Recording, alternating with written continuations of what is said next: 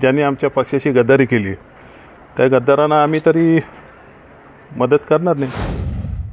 आमच्या भावना काय आहेत त्यापेक्षा आमच्या साहेबांचा आदेश काय आहे ते आम्हाला महत्त्वाचं आहे। तर असं काहीच घडलेलं नाही, आमच्यासमोर मांडलेलं पण नाही माननीय साहेबांनी।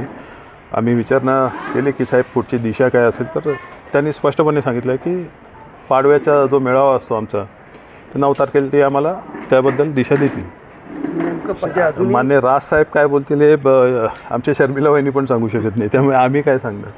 त्यामुळे त्यांना जे काय बोलायचं आहे ती एक गॅरंटी आम्हाला की ते महाराष्ट्र हिताचं बोलतील, मराठी माणसाच्या हिताचं बोलतील आणि ते सर्व महाराष्ट्राला कळेल त्या दिवशी। तुम्ही शुभेच्छा देणार का?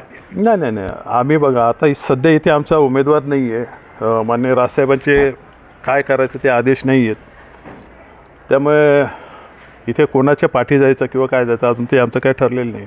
परंतु एक नक्की की ज्यांनी आमच्या पक्षाशी गद्दारी केली त्या गद्दारांना आम्ही तरी मदत करणार नाही।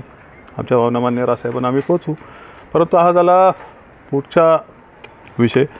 शेवटी आमच्या भावना काय आहेत त्यापेक्षा आमच्या साहेबांचा आदेश काय आहे ते आम्हाला महत्त्वाचं आहे। महायुद्ध देश विदेशातील प्रत्येक घडामोडींचे लाईव्ह अपडेट मिळवण्यासाठी आता साम टीव्हीच्या सर्व सोशल मीडिया प्लॅटफॉर्मला लाईक, फॉलो आणि सबस्क्राईब करा। तसंच सर्व नोटिफिकेशनसाठी बेल आयकॉन प्रेस करायला विसरू नका।